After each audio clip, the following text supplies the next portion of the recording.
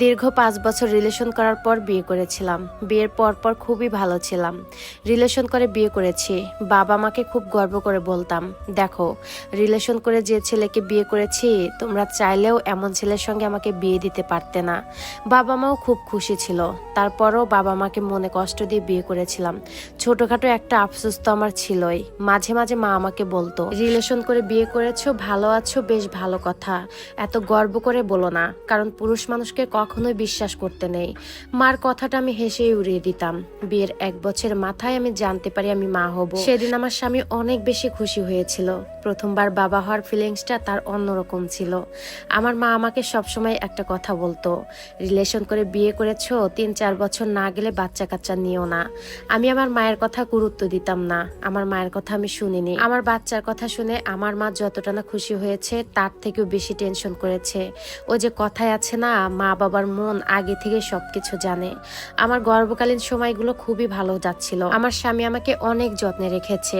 আমার মন যা চাইতো আমি সেটাই চাইতাম, সেটাই আমাকে এনে দিত। আমি যখন গর্ভবতী তখন আমার মাও আমার পাশে ছিল।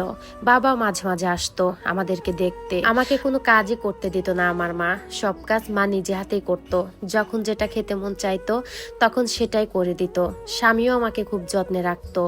আমার মতো ভাগ্যবতী আর কে আছে। তখন আমার এতটুকুই মনে হতো, স্বামী, বাবা, মা সবাইকে নিয়ে খুব ভালো একটা সময় পার করতেছিলাম।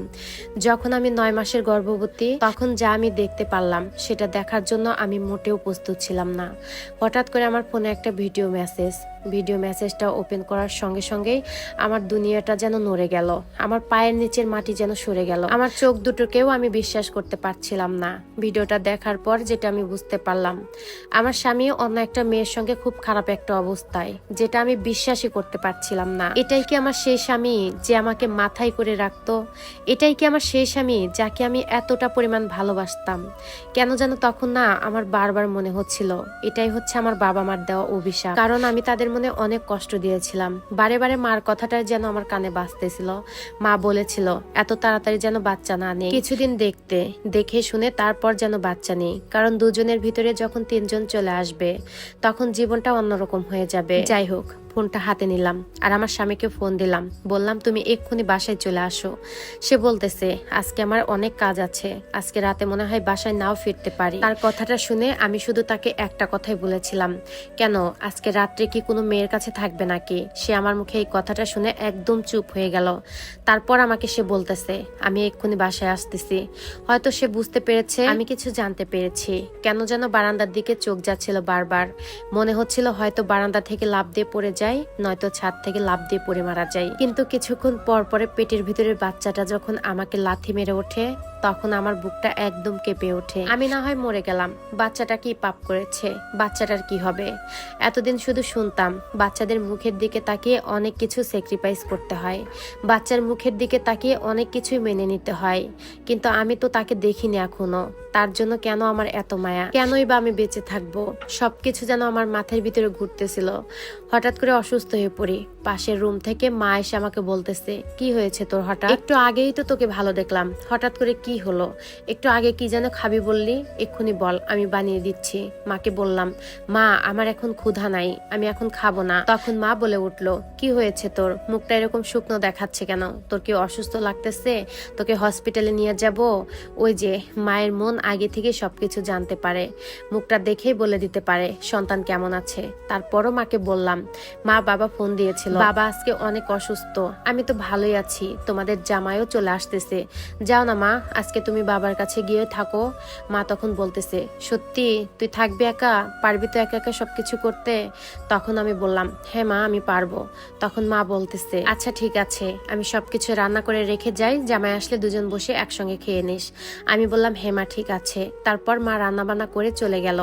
বাসায় আমি একা বসে আছি, তার জন্য অপেক্ষা করতেছি সে কখন আসবে, তাকে প্রশ্ন করব কেন সে আমার সাথে এরকম করলো, কেন আমার সাথে এরকম বেইমানি করলো। আমরা 5টা বছর রিলেশন করে বিয়ে করেছি।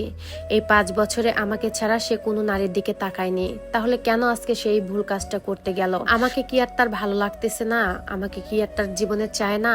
এই সকল প্রশ্নের উত্তর আজকে তাকে দিতেই হবে। আমি কথাগুলো ভাবতে ভাবতেই কলিং বেল বেজে উঠলো। তারপর আমি গিয়ে দরজা খুললাম। দরজা খুলে আমি হাউমাউ করে কেঁদে উঠলাম আর বললাম, তুমি কেন আমার সাথে এই বেইমানিটা করলে? উনি তো কিছুই বুঝতে পারতেছে না আমি কি বলতেছি আর কি কারণে কান্না করতেছি। তখন আমি সেই ভিডিওটা দেখালাম। ভিডিওটা দেখে সে প্রচন্ড পরিমাণ ভয় পেয়ে গেল। তখন সে আমাকে বলতেছে সেটা আমার ভুল ছিল, তুমি আমাকে ক্ষমা করে দাও। এই বলে সে আমার পায়ে ধরে কান্না শুরু করে দিল। আমি কি করব আমি বুঝতে পারতেছি না, আমি কি তাকে ক্ষমা করে দেব? আমার স্বামী আমার পায়ে ধরে অনেক কান্নাকাটি করতেছে আর বলতেছে ওটা আমার ভুল ছিল, যেটা আমি বুঝে শুনে করিনি। আমি অনেক বড় ভুল করেছি, তুমি আমাকে ক্ষমা করে দাও। এরপর থেকে আমি আর কখনোই এরকম ভুল করব না। ওই মেয়েটা আমাকে ব্ল্যাকমেল করতেছে টাকার জন্য, আমি টাকা দেইনি, সেই জন্য তোমাকে ভিডিওটা দিয়ে দিয়েছে। সেদিন সারা রাত সে আমার পায়ে ধরে বসেছিল, আমিও অনেক কান্নাকাটি করেছি। তারপর বাচ্চার জন্য, বাচ্চার কথা ভেবে আমি তাকে ক্ষমা করে দিয়েছি। কিন্তু জানেন, আমি এখনো আমার স্বামীকে মন থেকে ক্ষমা করে দিতে পারিনি। আমার বাচ্চার এখন 5 বছর বয়স, আমি এখন আবার গর্ভবতী। গর্ভকালীন সময়গুলো আমার খুবই ভয়ে কাটে। 5 বছর মোটামুটি খুব ভালোই কেটেছে, কিন্তু এখন আমি আবার ভয়ে আছি আমার স্বামী আবার কখন কি করে বসে। আচ্ছা, আমরা মেয়েরা আমাদের শরীরের সৌন্দর্য নষ্ট করে তাদেরকে বাবা হওয়ার সুখটুকু দিই, আর তারা এই সময়টাতে আমাদের পাশে না থেকে অন্য নারীর হাত ধরে বসে থাকে। এটা কেন পুরুষ মানুষেরা করে কেউ কি বলতে পারবেন? মুখে মুখে ক্ষমা করে দিলেও আমি তাকে এখনো মন থেকে ক্ষমা করতে পারিনি, আর কখনো হয়তো বা করতেও পারবো না। ওই যে কথায় আছে না, কাঁচ একবার ভেঙে গেলে সেটা আর কখনোই জোড়া লাগে না। আমি সেই ভাঙা কাঁচ, আমি কখনোই আর জোড়া লাগতে পারবো না। মা একটা কথা ঠিকই বলতো, পুরুষ মানুষকে সহজে বিশ্বাস করতে হয় না। তখন মায়ের কথাগুলো বুঝতে পারতাম না, তখন হেসে হেসে উড়িয়ে দিতাম। এখন আমিও সেটা বিশ্বাস করি, আমার কাছেও সেটাই মনে হয়। পুরুষ মানুষকে কখনোই অন্ধবিশ্বাস করতে নেই। আর এই সম্পূর্ণ স্টোরিটা ছিল একটা আপুর লাইফ থেকে নেওয়া।